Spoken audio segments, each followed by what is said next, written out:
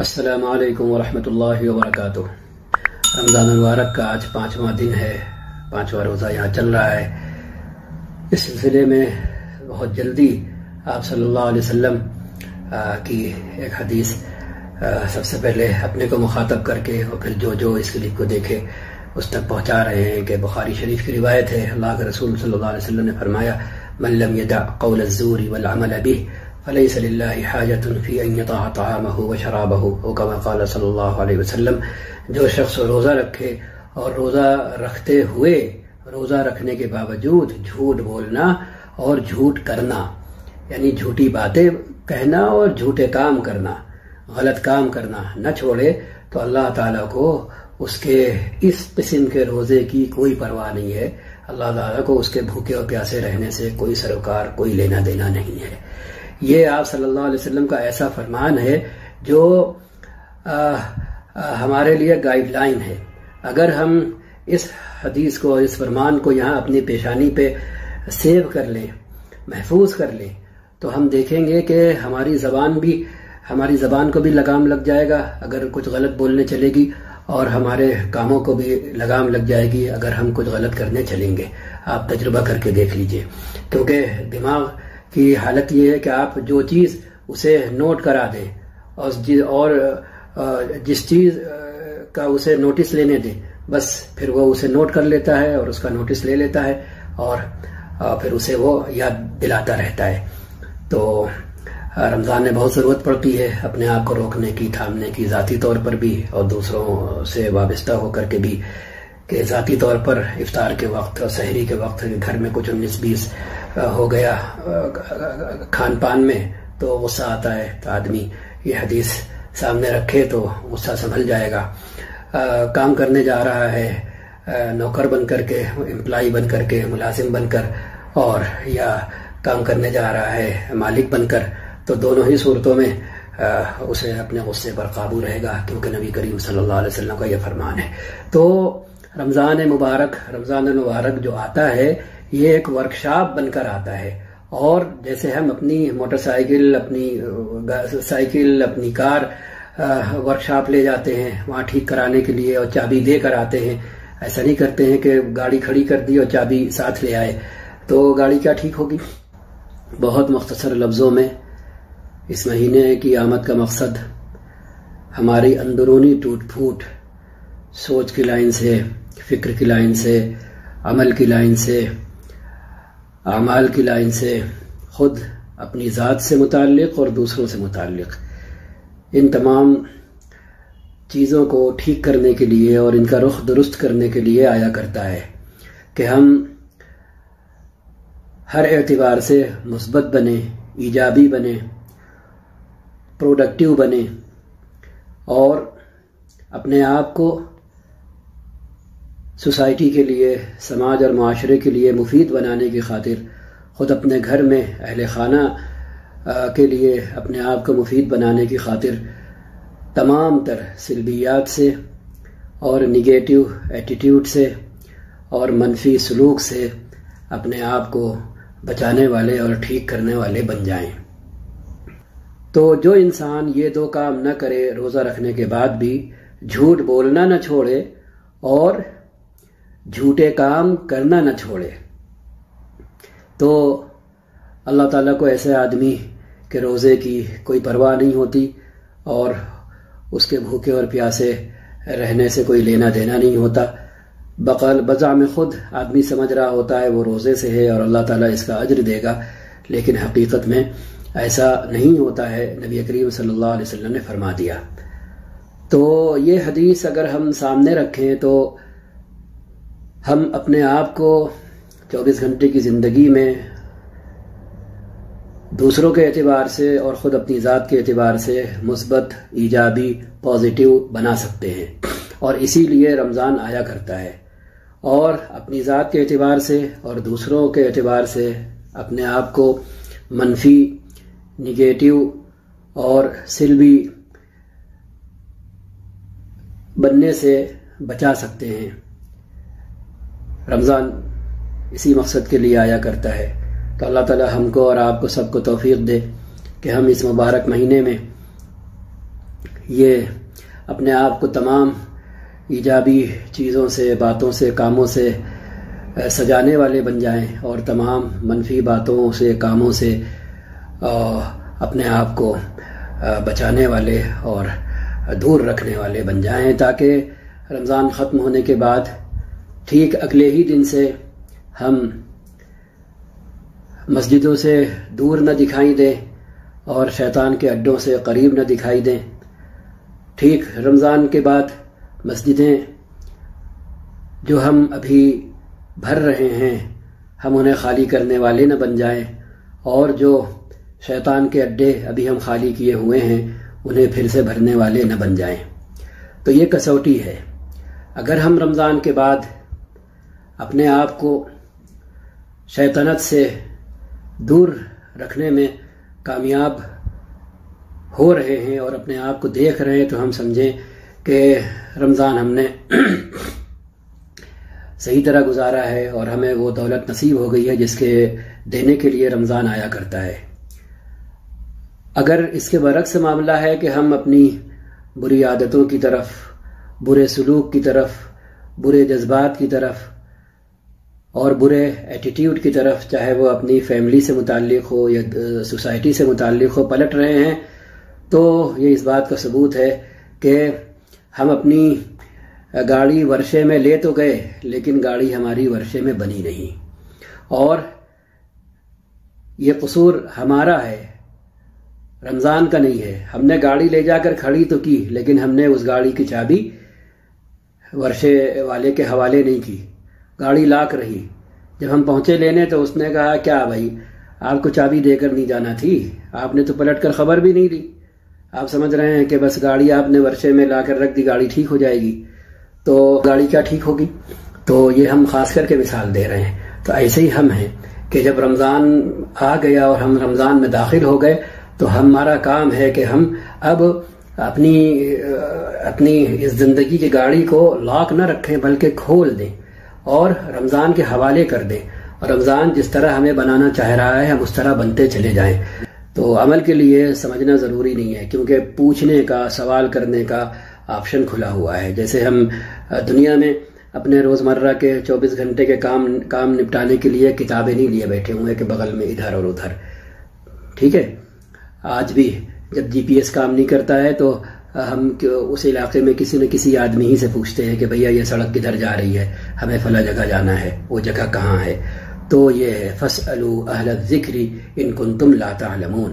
تو پوچھنا کن سے ہونا چاہیے، اسے آدمی جو ہے وہ انڈر لائن کیے رہے اور اسے پوائنٹ آؤٹ کیے رہے، اس پر فوکس کیے رہے، یہ نہیں کہ ہر تیرے میرے ارے غیرے سے پوچھ لیا، جس کی ظاہری شکل مولویوں جیسی دیکھی اس سے پوچھ لیا، اور یا جو مولوی صاحب بھی ہیں تو یہ سمجھ کر کے یہ سب جانتے ہی ہوں گے ان سے پوچھ لیا، ایسا نہیں ہے۔ تو وہی حصہ بقدر جثہ، یہ محاورہ ہے، تو یہاں اسے کھینچ لائیے کہ جس نے جتنی محنت کی ہے اس کے پاس اتنا علم ہے، جس لائن کی محنت کی ہے اس لائن کا علم ہے۔ تو کسی نے مسئلے مسائل کی لائن سے محنت کی ہے تو ہم کو مسئلے مسائل اسی سے پوچھنا چاہیے، ہر ایک سے نہیں پوچھنا چاہیے کہ تلا صاحب ادھر آئیے ذرا یہ بتائیے، ٹھیک ہے؟ اور ہمارا بھی کام ہے یہ کہ ہم جانتے ہیں تو کہیں، کہ اور نہیں جانتے ہیں تو کہتے بھائی یہ میری فیلڈ نہیں ہے، ہم سے وہ باتیں پوچھو جو ہم جانتے ہیں، جو ہماری فیلڈ سے متعلق ہیں۔ یورپ اسے خوب فالو کرتا ہے کہ وہاں ان کمنگ کال کا ٹیکنیشین الگ ہے، آؤٹ گوئنگ کال کا ٹیکنیشین الگ ہے، ٹھیک ہے؟ تو اب بس مختصر یہ، لیکن ہم آل راؤنڈ سروس کو بہت پسند کرتے ہیں کہ ہم ہی بیٹنگ بھی کر لیں، ہم ہی بالنگ بھی کر لیں، ہم ہی فیلڈنگ بھی کر لیں، چلے یہ 3 کام تو ہو سکتے ہیں۔ تو ہم کہا کرتے ہیں ذرا وکٹ کیپنگ کر کے دکھاؤ تو، کہ بہت بڑے آل راؤنڈر ہو تو ٹھیک ہے، آپ نے بیٹنگ کر لی، جب باری آئی کہ بھائی باری آتی ہے، اب فیلڈنگ جب آپ کر رہے ہیں تو بالنگ کر سکتے ہیں، بالنگ کرتے ہوئے فیلڈنگ کر سکتے ہیں، گیند آپ کی طرف آ رہی ہے، کیچ آپ کی طرف آ رہا ہے۔ لیکن تیسرا کام کیا کر سکتے ہیں فیلڈنگ کرتے ہوئے، کہ آپ بالنگ بھی کریں اور آپ کی طرف گیند آ رہی ہے آپ نے روک بھی لی، اور بیٹسمین سے گیند مس ہو گئی ہے تو آپ جمپ کر کے وہاں پیچھے پہنچ جائیں اور وکٹ کیپنگ کر کے گیند روک لیں۔ تو ہر کام آدمی نہیں کر سکتا ہے. یہ مثال اس لیے دے رہے ہیں کہ آل راؤنڈ سروس کے جو لوگ شوقین ہوتے ہیں تو اس کی بھی ایک لمٹ ہے، اس کی بھی ایک حد ہے. ہر کام ایک ساتھ نہیں ہو سکتا ہے. تو اس لیے ہم بھی پوچھنے سے پہلے یہ دیکھیں کہ ہم کون سی بات کس سے پوچھ رہے ہیں. یعنی کہ جس کے سر پہ ٹوپی دیکھی ہو، جس کے چہرے پہ داڑھی دیکھی ہو، جسے کرتا پاجامہ پہنے دیکھا کہ بس مولوی صاحب سمجھ لیا. اس سے بڑی توہین نہیں ہے علم دین کی جو ہم کرتے ہیں صبح شام. ہر شرٹ اور پینٹ اور ٹائی لگانے والے کو ہم ڈاکٹر نہیں سمجھتے، ٹھیک ہے. ہر شرٹ پینٹ اور ٹائی لگانے والے کو انجینئر نہیں سمجھتے. ہر شرٹ پینٹ ٹائی لگانے والے کو ہم ٹیچر نہیں سمجھتے. وہاں نہیں سمجھتے، وہاں تو بورڈ دیکھتے ہیں پہلے جا کر کے. رستہ چلتے نہیں پوچھتے روک روک کر کے ایک ایک کو کہ ذرا سا رکو بھائی کہ آپ ماشاءاللہ بڑا زبردست سوٹ پہنے ہوئے ہیں، آپ ڈاکٹر صاحب ہیں، آپ انجینئر صاحب ہیں، مجھے گھر کا نقشہ بنوانا ہے، آپ ٹیچر ہیں، مجھے اپنے بچے پڑھوانا ہے. وہاں تو ہم یہ بیوقوفی حماقت نہیں کرتے. وہاں تو بورڈ دیکھتے ہیں، سائن بورڈ دیکھتے ہیں، پتہ کرتے ہیں، ایڈریس لیتے ہیں، نمبر لیتے ہیں، کتنے جتن کرتے ہیں کہ صحیح آدمی کے پاس پہنچیں، مطلوبہ آدمی کے پاس پہنچیں.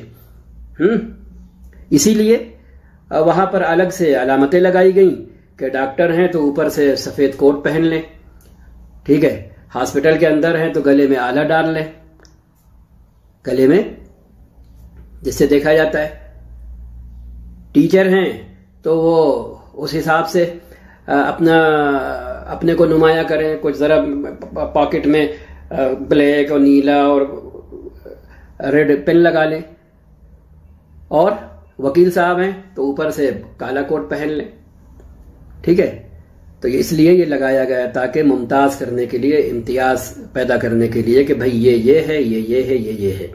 لیکن یہ امتیاز آپ ہٹا دیجئے، یہ سیپریٹ کرنے والی علامتیں ہٹا دیجئے، سب کو ایک لائن میں کھڑا کر دیجئے. اور ہم کسی کو جانتے نہ ہوں تو ہم پہچان لیں گے کہ یہ ڈاکٹر صاحب ہیں، یہ انجینئر صاحب ہیں اور یہ استاد صاحب ہیں.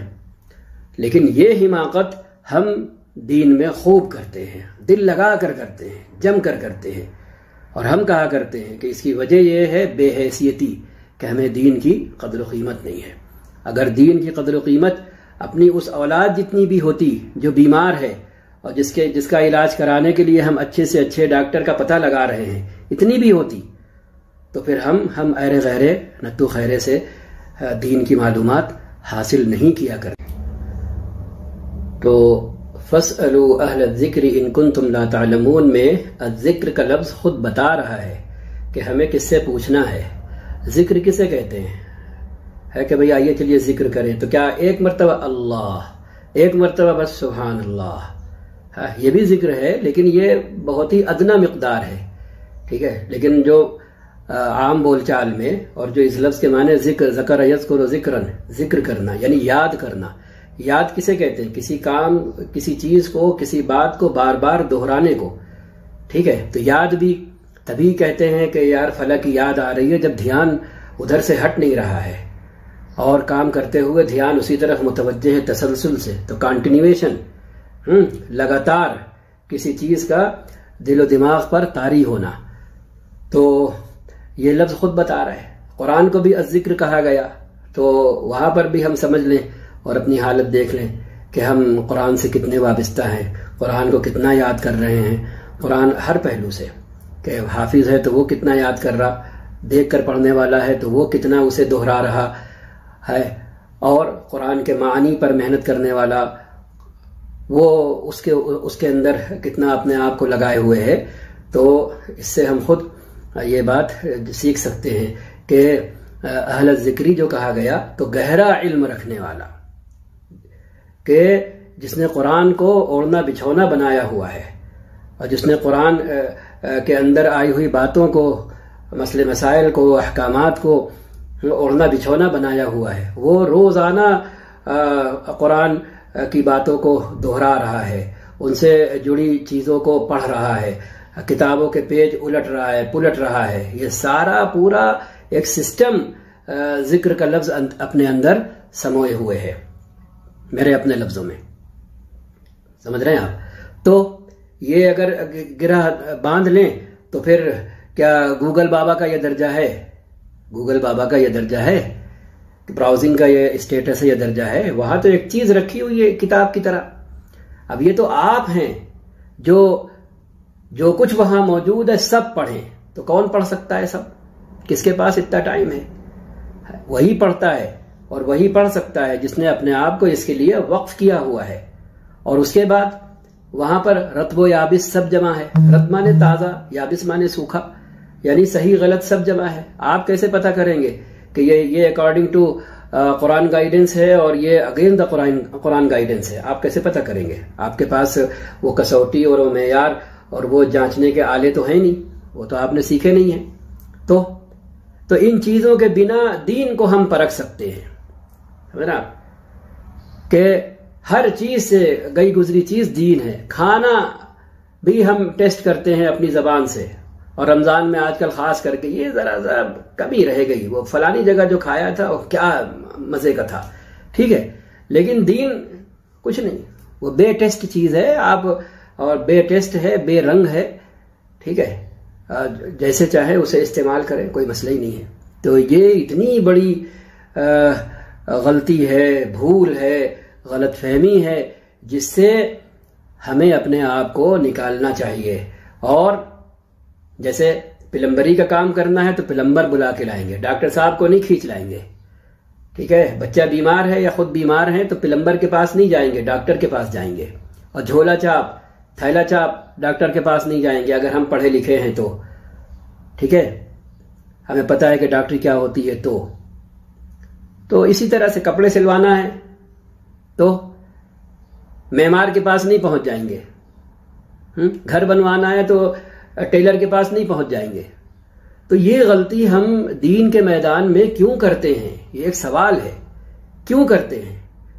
کیوں پہلے پتہ نہیں لگاتے پوچھنے سے پہلے؟ کیوں جو ہے آتھینٹک مولوی سے رابطہ نہیں کرتے، کہ مسئلے مسائل والے مولوی سے، اور وہ بھی وہ مولوی جس کا دائرہ وسیع ہو، جس کا دائرہ وسیع ہو، جس کے ذہن کی کھڑکیاں ساری کھلی ہوئی ہوں. یہ نہیں کہ اسے خود گرمی میں بھی صاحب ٹھنڈک لگ رہی ہے. ایسے بھی لوگ ہیں، عملی طور پر واقعی ایسے لوگ ہیں. گرمی کے سیزن میں بھی جو ہے وہ ٹھنڈک لگتی ہے، ٹھیک ہے. انہیں کنڈیشن چلانے کی ضرورت نہیں پڑتی، ٹھنڈک حاصل کرنے کی ضرورت نہیں پڑتی. وہ اسی گرم ہوا سے ٹھنڈک جو ہے اپنے اندر پیدا کر لیتے ہیں. کیا زبردست سسٹم ہے ان کے اندر. اگر ہم سب کو نصیب ہو جائے تو ہندوستان کا، ہمارے علاقوں کا مسئلہ حل ہو جائے. نہ کولر کی ضرورت پڑے، نہ مکیف کی ضرورت پڑے، ضرورت ہی نہ پڑے. سمجھ رہے ہیں آپ؟ تو یہ میری گزارش ہے کہ ہم ان دو چیزوں کا خیال کر کے، لحاظ کر کے دین کے مسئلے مسائل جانیں اور سیکھیں. کہ ہم اگر گوگل پہ براؤزنگ کر رہے ہیں تو پہلے پتہ کر لیں کہ بھئی جو ویب سائٹ ہم دیکھ رہے ہیں یہ آتھینٹک ہے کہ نہیں ہے. اور جس چلتے پھرتے انسان سے بات پوچھ رہے ہیں تو وہاں پر یہ یقین کر لیں کہ یہ واقعتاً حقیقی مولوی ہے بھی کہ نہیں، افیکٹڈ تو نہیں ہے. جیسے ڈیوائس ہماری جو ہے وہ افیکٹڈ ہو جاتی ہے، وائرس اس کے اندر آ جاتا ہے، تو اس کے اندر وائرس تو نہیں آئے ہوئے ہیں سوچ کے، فکر کے. جسے قرآن نے اپنی زبان میں عوج کہا ہے، الحمدللہ الذی انزل علی عبدہ الکتاب ولم یجعل لہ عوجا. اب لہو کی ضمیر کتابی کی طرف پھر رہی ہے کہ کتاب کے اندر تو کوئی عوج ہے ہی نہیں. لیکن اس کتاب کو اب سیکھنے والے کے ذمے ہے کہ جب وہ اس کتاب کو سیکھنے چلے تو اپنے آپ کو بھی بالکل اسٹریٹ سیدھا بنائے، اپنے اندر ٹیڑھ میڑ پیدا نہ کرے کہ جب چیز اندر جائے تو اسی حساب سے وہ ٹیڑھی میڑھی جو ہے ڈھل جائے. اپنے کو بھی سیدھا رکھے. یہ آیت بتا رہی ہے ربنا لا تزغ قلوبنا بعد اذ ہدیتنا. زیغ، عوج، یہ ساری چیزیں مانوی ٹیڑھ سے، مانوی کجی سے، اونچ نیچ سے کی ترجمان ہیں اور اسے بتا رہی ہیں. تو ہم وہ کتاب جب پڑھنے بیٹھیں، اس کتاب سے متعلق جب بات پوچھنے بیٹھیں جس کے اندر اللہ نے کوئی کجی، کوئی ٹیڑھ میڑ، ذرا سی بھی اونچ نیچ نہیں رکھی ہے، بالکل سیدھی ہے، تو ہمیں ایسے عالم کو اور ایسی کتابوں کو اور ایسی ویب سائٹس کو تلاشنا ہوگا، پہلے پرکھنا ہوگا، دیکھنا ہوگا کہ وہ بھی اسٹریٹ فارورڈ ہیں کہ نہیں، کہ ان کے اندر عوج اور کجی تو شامل نہیں ہے۔ ہم کہا کرتے ہیں کہ دین اللہ کے رسول صلی اللہ علیہ وسلم کے توسط سے اور اس کے بعد صحابہ کے توسط سے اور علماء دین کے توسط سے ہم تک پہنچ گیا۔ اب دین خود نہیں بولے گا، دین خود نہیں بولے گا۔ آیت سامنے ہے، اب ہماری اپنی یہ کھوپڑی، ہمارا اپنا یہ دماغ، ہماری اپنی یہ سوچ، ہماری اپنی یہ فکر جس طرح جس سانچے میں ڈھلی ہے اور پروان چڑھی ہے، اس کے مطابق ہماری سمجھ میں دین آئے گا۔ سمجھ رہے ہیں آپ؟ وہی آیت ہوگی، وہی بات ہوگی، لیکن ہم کچھ سمجھ رہے ہوں گے، دوسرا کچھ سمجھ رہا ہوگا، تو اب فیصلہ کیسے ہوگا؟ فیصلہ کیسے ہوگا؟ تو اس فیصلے کے کچھ بنیادی کھوٹے ہوتے ہیں، بنیادی باتیں ہوتی ہیں جو سیکھنے سے اور قرآن کریم پڑھنے سے اور وقت لگانے سے سمجھ میں آتی ہیں۔ اور سب سے خطرناک مرحلہ عقیدے کا ہوتا ہے، سوچ کا اور فکر کا۔ تو ہم نے اپنی پچھلی کلپ میں جو 2 ٹوک پہ پوسٹ کی ہے، اس میں کہا ہے کہ اس سلسلے میں ہمارا معیار، ہماری کسوٹی حضرت ابراہیم علیہ السلام ہے۔ ٹھیک ہے، اگر ہم سب کو ہٹا دیں تو حضرت ابراہیم علیہ السلام ہے۔ اللہ تعالیٰ نے ان کا تذکرہ عقیدے ہی سے جوڑ کر کیا ہے جہاں بھی کیا ہے۔ تو ہم دیکھ لیں، ان کی تاریخ پڑھ لیں کہ وہ کیا کرتے تھے، وہ کس طرح اپنی قوم کو سمجھانا چاہ رہے تھے۔ جن واسطوں کو اور توسط کو، واسطہ اور توسط کا درجہ دے کر ہم مشرکانہ رسوم میں لت پت رہتے ہیں، کیا وہ بھی ایسے ہی کر رہے تھے؟ انہوں نے کیوں کہا انی وجہت وجہی للذی فطر السماوات؟ کیوں کہا؟ پھر اللہ کے رسول صلی اللہ علیہ وسلم نے سورہ مائدہ کی آخری آیتوں میں جو آیا ہے، ان صلاتی و نسکی و محیای و مماتی للہ رب العالمین، آپ صلی اللہ علیہ وسلم کی طرف سے بھی اللہ تعالیٰ نے آپ کے احساسات و جذبات اور عقیدے کی ترجمانی سورہ مائدہ کے آخری صفحے میں اس آیت میں کرا دی ہے، قل ان صلاتی و نسکی و محیای و مماتی للہ رب العالمین لا شریک لہ وبذالک امرت۔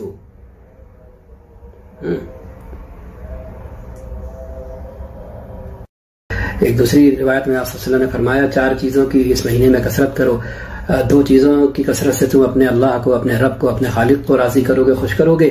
ایک کلمہ طیبہ کی کثرت ہے، یعنی ایک اللہ کے گن گانا کہ بس اللہ ہی اللہ ہے، اس کا کوئی شریک نہیں ہے کسی بھی چیز میں، وہ تنہا ہے، ہر چیز کا وہ خالق ہے، ہر چیز کا وہ مالک ہے، اسی نے یہ جہاں اور سنسار اور یہ کائنات بنائی ہے، اسی نے ہمیں بنایا ہے، وہی تنہا ہمارا حساب کتاب لینے والا ہے، وہی سب کچھ دے رہا ہے، اور ہم اسی کے قبضے قدرت میں ہیں۔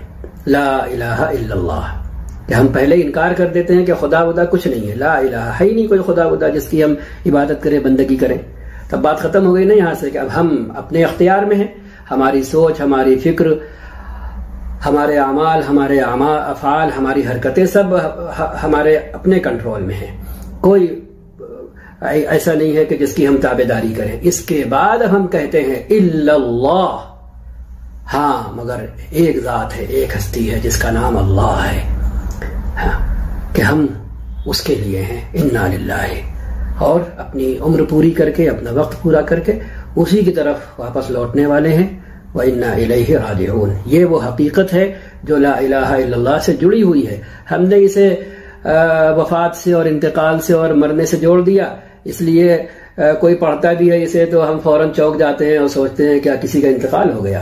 یہ چلن اور رواج کا یہ اثر ہوتا ہے، حالانکہ یہ اسی توحید کی حقیقت کو بیان کر رہی ہے یہ آیت، اس سے زیادہ اہمیت کے ساتھ اور وضاحت کے ساتھ اور 2 ٹوک انداز میں بیان نہیں ہے کہ ہم اللہ کے لیے ہیں، اللہ کے بنائے ہوئے ہیں، اللہ کی ملکیت ہیں، وہ ہمارا مالک اور خالق ہے، اور اسی کے پاس سے ہم آئے ہیں، ہمیں واپس اسی کے پاس پلٹ کر جانا ہے. کوئی بیچ میں پوچھنے والا نہیں ہے کہ کہاں چلے اور کدھر چلے، کوئی نہیں ہے. وَهُوَ الَّذِي يُجِيرُ وَلَا يُجَارُ عَلَيْهِ. ہاں، کوئی بیچ میں ہے نہیں، کسی کا انٹرفیئر نہیں ہے. پازیٹیو تو ہے کہ ہماری بگڑی بنانے کے لیے اللہ تعالیٰ نے اپنے نیک بندوں کو، اپنے انبیاء اور رسول کو یہ اختیار دے رکھا ہے کہ روز محشر ہمارے حق میں سفارش کریں کہ اللہ چلے یہ ٹوٹ پھوٹ، یہ بھول چوک معاف کر دیجئے کہ یہ تو الگ ہٹ کر کے ہے، آپ کی ذات سے تو وابستہ نہیں ہے، یہ کیسے ہی ٹوٹا پھوٹا تھا لیکن تھا تو یہ آپ ہی کا، اس نے اپنے دل میں آپ ہی کو بسایا ہوا تھا، اس نے کسی اور چیز کو، کسی اور ہستی کو، کسی اور مخلوق کو خدائی کا درجہ نہیں دیا تھا. ہاں، سب کچھ ہونے کا یقین اس نے آپ سے جوڑا ہوا تھا. ہاں، منفی بھی اور مثبت بھی. سمجھ رہے ہیں آپ؟ تو یہ وہ دولت ہے جو کلمہ طیبہ کی کثرت اور استغفار، کہ ہم اللہ تعالیٰ سے مغفرت مانگیں اور عفو درگزر کے طالب ہوں. وہ مغفرت مانگنا کیا ہے کہ اللہ ہمیں ٹھیک کر دیجئے، اللہ ہماری بگڑی بنا دیجئے، اللہ ہمیں درست کر دیجئے. تو ٹھیک ہے. اور دو چیزوں کی کثرت کہ جن کے بنا ہمیں کوئی پناہ نہیں ملے گی، جائے پناہ نہیں ہے جن کے بنا. ایک جنت کی طلب اور دوسری جہنم سے پناہ، کہ یہ دو چیزیں، اے اللہ ہمیں جنت کا مستحق بنا دیجئے، اے اللہ ہمیں جہنم سے بچا لیجئے. چار چیزوں کی کثرت اس مہینے میں. اب جوڑ دیجئے ان چار چیزوں کو اور من لم یدع قول الزور والعمل به کو، ٹھیک ہے، لا الہ الا اللہ محمد الرسول اللہ کو، استغفر اللہ ربی من کل ذنب واتوب الیہ کو، اللہم انی اسألک الجنۃ وما قرب الیہ من قول وعمل واعوذ بک من النار وما قرب الیہ من قول وعمل کو، اور انا للہ وانا الیہ راجعون کو. تو یہ کون سا مینول بنتا ہے ہماری اس ڈیوائس کا، ہماری اس گاڑی کا کون سا مینول بنتا ہے؟ اس میں ہے کہیں کسی اور کی گنجائش؟ ہم ہیں اور اللہ ہے، ہم ہیں اور ہمارا خالق ہے، ہم ہیں ہمارا مالک ہے، ہم ہیں اور وہ ہے جو ہمیں سانس اور زندگی دیے ہوئے ہے، ہم ہیں جو ہمیں قوت گویائی دیے ہوئے ہے، ہم ہیں اور وہ ہے جو ہمیں رمضان جیسے مہینے میں ہم کیسے ہی غریب ہوں، ہم کیسے ہی بے بس ہوں، لیکن وہ اپنی قدرت سے ہمارے حال پر رحم کیے ہوئے ہے، خاص الخاص رحم کیے ہوئے ہے. ٹھیک ہے. تو اس چیز کا دھیان رکھیں کہ ہم ہر مثبت پازیٹیو کام کرنے والے بنیں اور ہر منفی اور نگیٹیو کام سے، سلوک سے، ایکٹیویٹی سے، ایٹیٹیوڈ سے اپنے آپ کو بچائیں، گھر کے اندر بھی اہل خانہ کے ساتھ اور گھر کے باہر بھی اپنے رفقا اور اپنے کلیگ اور اپنے دوست احباب کے ساتھ. اور اللہ سے ہمارے لیے بھی دعا کریے، خود بھی دعا کریے، اور رمضان کو رمضان کی طرح گزارنے کی کوشش کریے کہ کاموں کے ساتھ ساتھ جو وقت ملے اپنے آپ کو اسے عبادت میں کھپائیں، نمازیں پڑھ کر.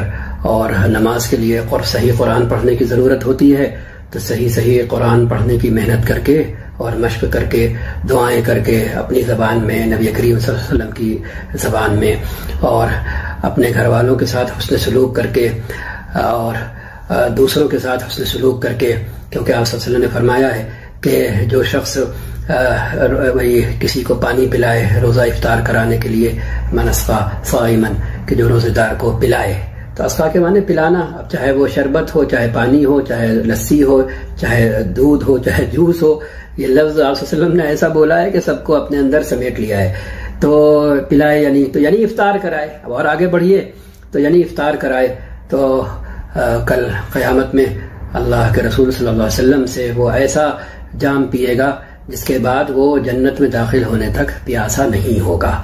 تو اس کی ایک شکل ہے کہ ہم اپنی حیثیت کے مطابق اپنے آس پاس ضرور دیکھیں، اور اپنے محلے میں، اپنے پڑوس میں، دائیں بائیں، سامنے پیچھے جو پڑوسی ہیں ہمارے، ان کا حق ہے ہمارے اوپر، تو ان کے ساتھ ایکسچینج کریں، شیئر کریں. یہ چھوٹے تھے ہم لوگ دیکھتے تھے، اب یہ معمول ختم ہوتا جا رہا ہے، افطاری بھیجنا. تو اس کا سب سے بڑا فائدہ یہ ہوتا ہے، جاتی ہے اور آتی ہے تو ہمیں یہ اجر ملتا ہے کہ ہم دوسرے کے افطار میں شریک ہو رہے ہیں، دوسرا ہمارے افطار میں شریک ہو رہا ہے. تو مال سے اور چیزوں سے ہم یہ کریں، مدد کریں. اور گھر کے اندر جب اذان ہو، روزہ کھولنے ہم چلیں، تو بجائے خود اٹھا کے خود ہی کھا لیں، اس کے بجائے آپس میں شیئر کر لیں کہ ہم دوسرے کی طرف بڑھا دیں، دوسرا ہماری طرف بڑھا دے، اس طریقے سے ہر ایک دوسرے کے ساتھ شیئر کر لے تاکہ گھر کے اندر بھی دسترخوان پر روزانہ ہمیں یہ مقام اور مرتبہ مل جائے، تاکہ کل ہم اپنے نبی سے وہ شربت پینے والے بن جائیں جس کے پینے کے بعد اللہ جنت کا مستحق بنائے تو جنت میں داخل ہونے تک ہم پیاسے نہ رہیں اور نہ ہوں. ٹھیک ہے، بس اللہ حافظ. السلام علیکم ورحمۃ اللہ وبرکاتہ.